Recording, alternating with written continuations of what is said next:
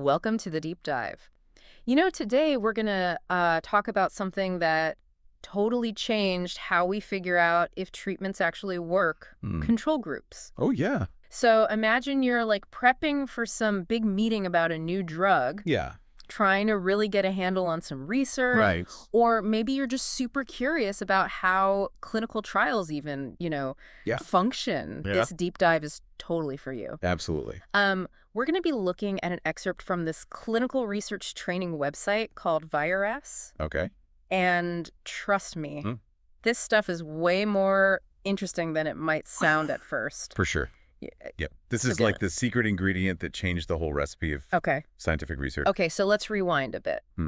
Before we had control groups, how did scientists even know if a treatment was doing anything? Yeah. Did they just give it to people and hope for the best? Pretty much. And yeah, that's where things get fascinating. Okay. You see, back then, like a new potion or treatment, it might seem effective. Right. People might swear it worked wonders. But there was no real way to separate that from what we now call the placebo effect. Wait, the placebo effect? What does that even mean? It's this idea that sometimes Okay. just believing you're getting a treatment can lead to actual improvements, even if the treatment itself is a dud. Really? Think of it like this. You have a headache, Okay. and I give you a sugar pill, Uh-huh.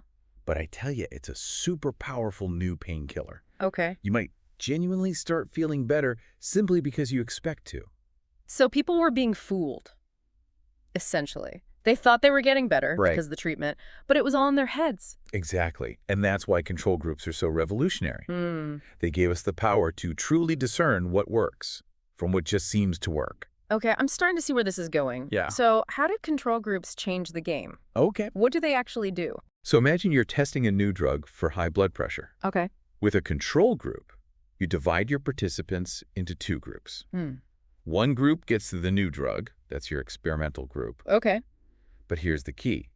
The other group, the control group, doesn't get the new drug. So what did they get then? Nothing at all. That's where the different types of control groups come in. Oh, okay. Sometimes the control group might get a placebo, like a sugar pill that looks exactly like the real drug. Other times, they might get the standard treatment that's already available. Oh. So you can compare the new drug to what's already being used. Hold on. So if I'm like reading a research paper about a new drug, how can I tell what kind of control group they used? You'd look for a description of the study's methodology. Okay. If they mention a placebo or an active control, there you go. Okay, and why should I even care? You're asking all the right questions. The reason you should care is that the type of control group can significantly influence the strength of the study's findings. Okay. A study using a placebo control, for instance, might be better at showing whether the new drug works better than nothing at all. But wouldn't it be more useful to compare a new drug to like the existing treatment? That way you'd know if it's actually an improvement over what's already out there. Exactly. And that's where using an active control group comes in. Okay. It helps researchers determine if the new treatment is not only effective, but also potentially better than what we already have. Right. So if you see that a study used an active control, you can have more confidence that they're trying to push the boundaries of what's possible, Okay. not just prove that their new drug does something. Gotcha. Okay, I'm starting to get the nuances here. Good. But let's just step back for a second. I'm still a bit fuzzy on like why having this control group is so crucial. Okay. Couldn't scientists just like see if people improve on the new drug and call it a day? Why bother with this whole comparison thing? You're getting at the heart of the scientific method. Oh, okay. It's not enough to just observe that something happened. We need to understand why it happened. Right. Without a control group, you're essentially flying blind. You can't be sure if any improvements you see are because of the treatment itself or something else entirely. Like what? Give me an example. Let's say researchers are testing a new weight loss drug, but during the study, some new fitness craze sweeps the nation. Okay. And everyone, including the people taking the drug, starts exercising like crazy. I see. Right. Now it's impossible to know if the weight loss is from the drug or from all of a sudden exercise. It's all muddled up. Precisely. That's where the control group steps in. Okay. If the control group, who isn't taking the new drug Right. also starts losing weight because of the fitness craze, then, the drug might not be the main driver of the weight loss. Wow. So the control group is like this detective helping us untangle the messy web of cause and effect. Yeah. But how do researchers make sure the control group and the group getting the treatment are actually comparable to begin with? I mean, couldn't there still be differences between those groups that mess up the results? You've hit on a crucial point. Okay. If the groups are too different from the start, the whole study could be flawed. Oh. That's where the magic of randomization comes in. Randomization? Yeah. Sounds impressive. It is. What's the magic trick? Imagine you have a big bowl of jelly beans. Okay. Some red, some blue. Uh-huh. To create your groups, you don't carefully pick and choose, potentially introducing bias. Yeah. Instead, you just grab a handful at random for each group. So you're saying they just assign people to either the control group or the treatment group completely randomly? That's the idea. Wow. It's like flipping a coin for each participant. This helps ensure that the two groups are, on average, pretty similar at the start of the study. You're trying to balance things out: age, gender, overall health, and all sorts of other factors. Okay, so by using randomization, researchers are trying to create a level playing field, Yes. making sure any differences in outcomes are more likely because of the treatment itself, not because one group was healthier Right. or younger than the other from the get-go. Exactly. This is crucial for you as someone who's reading and evaluating research. Okay. If a study doesn't mention randomization, that's a red flag. It means there's a greater chance that the results are due to pre-existing differences between the groups, not the treatment itself. This is making me rethink how I look at research. Good. I've never really paid attention to whether or not they used randomization before. Yeah. But now I see how important it is for ensuring the results are actually meaningful. It's one of those subtle but incredibly powerful techniques that transform the way we conduct research. But, of course, there's a lot more to unpack when it comes to control groups. Well, I'm definitely hooked. This is way more interesting than I thought it would be. Yeah, it's pretty fascinating stuff. Yeah. Welcome back to the deep dive. Before we were talking about how control groups revolutionized research. Yeah. Letting us see if treatments really work, not just fool us with the placebo effect. Right. And you were explaining the importance of randomization. Exactly. Yeah. Think of randomization as that fair referee making sure everyone's starting the game on equal footing. Okay. But here's where things get even more interesting. There are different kinds of studies where control groups are crucial. Oh, like what? So far, we've mostly talked about testing new drugs.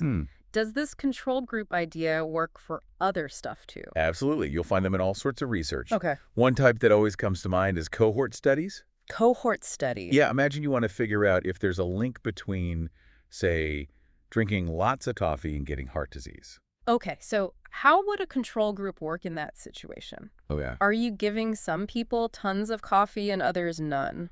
Not quite.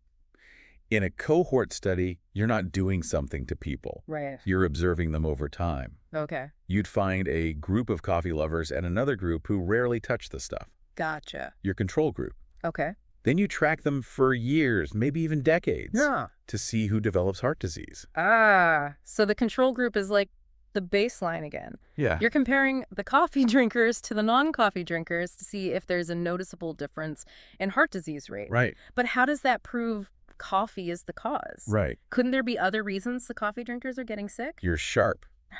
That's the trick with these observational studies. They can show us associations. Like, hey, more coffee seems to go hand in hand with more heart problems, but proving cause and effect is tougher. So if I'm reading a study about coffee and heart disease, and they mention a control group, should I be convinced that coffee is the culprit? Or should I be looking for other clues? Excellent question. That's where critical thinking comes in. Okay. A control group strengthens a study. But it's not a guarantee. Right. You got to look at the whole picture. Yeah. Did they account for other things like diet, exercise, genetics? Right. All those factors that could also play a role. So it's like being a detective again. Yeah. Even with a control group, I can't just jump to conclusions. Right. I need to examine all the evidence before deciding if the connection is really there. Precisely. But that's what makes this stuff so fascinating. You're not just passively absorbing information. Okay. You're actively engaging with it asking questions, Yeah. and forming your own informed conclusions. This is really making me realize that research is way more complex than I ever imagined. It is. But I gotta ask, we've been talking a lot about the benefits of control groups. Right. But are there ever times when they're not the best approach? That's a nuanced question. There are situations where it might be impractical or even unethical to have a traditional control group. For example, imagine a new treatment is showing incredible promise for a devastating illness. Okay, so if this new treatment is really a game changer, Yeah, it might not be fair to withhold it from people who desperately need it, even if it means having a weaker study design without a control group. exactly. The potential benefits of the treatment might outweigh the need for a control group in that scenario. Right. Or there might be times when finding enough people for both groups is just impossible, especially with rare diseases. So it's not always a black and white control group or bust situation. Yeah. Researchers have to consider the context, the ethics, and the practicality of this situation. Right. But when it is feasible, control groups seem like they add a ton of value. They do. They've become this bedrock of scientific rigor. It's about striving for the most reliable and unbiased answers possible. Right. Even when those answers are complex and sometimes uncomfortable. I'm starting to see control groups everywhere now. I know, right? It's like this hidden framework that's shaping our understanding of the world. It is. Once you start looking for them, you'll find them in all sorts of research. Wow. From testing new teaching methods to analyzing economic trends. Huh. It's a reminder that even in fields that seem very different, there are these fundamental principles that guide us toward truth and understanding. It's almost like this universal language of good research. Yeah. But, we haven't really talked much about the downsides or limitations of control groups. Right. Are there any? Oh, absolutely. Yeah. Research is never perfect. Okay. One challenge is making sure those groups are truly comparable, even with randomization. Okay. Think of it like this. Even if you shuffle 2 decks of cards perfectly, you could still, by chance, get dealt 2 very different hands.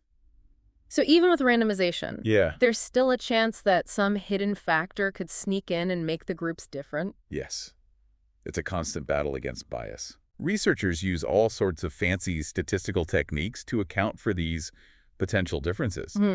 But it's an ongoing challenge. So even if a study mentions a control group in randomization, Right. I shouldn't just blindly trust the results. Right. I still need to be critical and think about whether there might be other explanations for what they found. That's the spirit. Being a savvy consumer of research means never turning off your critical thinking skills. But hey, isn't that part of the fun? It is. It's like solving a puzzle. Yeah. But the puzzle is figuring out what's real and what's just a coincidence or a fluke. Exactly. And control groups are one of our most powerful tools in that puzzle-solving process. This is blowing my mind. I feel like I'm seeing the world with new eyes now. Good. But I have one more question. Okay. We've talked about how control groups are used in all these different studies. Right. But what about real life? Yeah. How does all this research with control groups actually translate into better treatments and a better understanding of health? That's the million-dollar question, isn't it? Yeah. Ultimately, all this research is about improving lives. Right. Control groups help us figure out which treatments are safe and effective, which ones are worth investing in, Okay. and which ones might actually be doing more harm than good. So when I see a news article about a groundbreaking new treatment for, let's say, Alzheimer's disease, I should be looking for clues that they used control groups in their research to make sure it's actually as promising as it sounds. Exactly. Knowing about control groups give you the power to evaluate those claims for yourself. You can ask yourself, did they compare this new treatment to a placebo, to the existing standard of care? Did they use randomization? Wow. The answers to those questions can tell you a lot about how much faith to put in the findings. This is so empowering. It feels like I'm finally starting to understand how to navigate this world of research Good. and make sense of all the information that's constantly being thrown at us. That's what we love to hear. And believe me, the more you learn about the research process, the more fascinating it becomes. I can't wait to dive deeper. But for now, I think we need to let all this sink in. Yeah. Take a moment. We'll be back soon to wrap things up and leave you with some final food for thought. Welcome back to the deep dive. We've been on quite a journey today, haven't we? We have. Who knew control groups could be so fascinating? They really are the unsung heroes of research. Yeah. quietly working in the background to make sure we're not fooling ourselves. And that we're getting the most reliable answers possible. Right. Even when it comes to really complex questions about, health and disease. Speaking of complex questions, I want to leave you with something to ponder as we wrap up today's deep dive. Okay. Throughout this episode, we've discussed the different types of control groups. Placebo, right. No treatment, and active control. Right. Placebo is the fake treatment. No treatment is pretty self-explanatory. And active control means they get the existing standard treatment. Exactly. Now, here's the challenge. Which of these types of control groups do you think presents the most difficult ethical dilemma for researchers? Ooh, that's a tough one. Yeah. It's like we've been talking about all this cool science. Right. But now we're getting into the human side of things. And it's a side we can't ignore. Yeah. After all, research is all about people. Right. And we have to be mindful of how our pursuit of knowledge impacts those who participate in studies. Okay, so let's break this down for our listeners. We got 3 options. Placebo, no treatment, and active control. Right. Which one feels the most ethically tricky to you? I think they all have their own challenges. Yeah. But I'm particularly drawn to the dilemma of the placebo group. Yeah, the placebo group always makes me think, imagine you're someone who's desperate for a cure. Right. And you're told you might get this amazing new drug. Yeah. But then it turns out you were just getting a sugar pill all along. It raises questions about hope, deception, and the delicate balance between a patient's well-being and the pursuit of scientific knowledge. It makes you wonder, how do researchers even begin to approach these ethical questions? Right. I mean, it's not like there's an easy answer. There isn't, and that's why ethical review boards play such an important role in research. They're the ones who carefully scrutinize every study, making sure the potential benefits outweigh the risks, right, and that participants are fully informed about what they're getting into. So it's not just a matter of scientists doing whatever they want in the name of research. Right. There are checks and balances in place to protect the people involved. Absolutely. And those protections have evolved over time. Wow. Thanks to the hard work of ethicists, researchers, and patient advocates who've recognized the need for constant vigilance and a commitment to ethical conduct.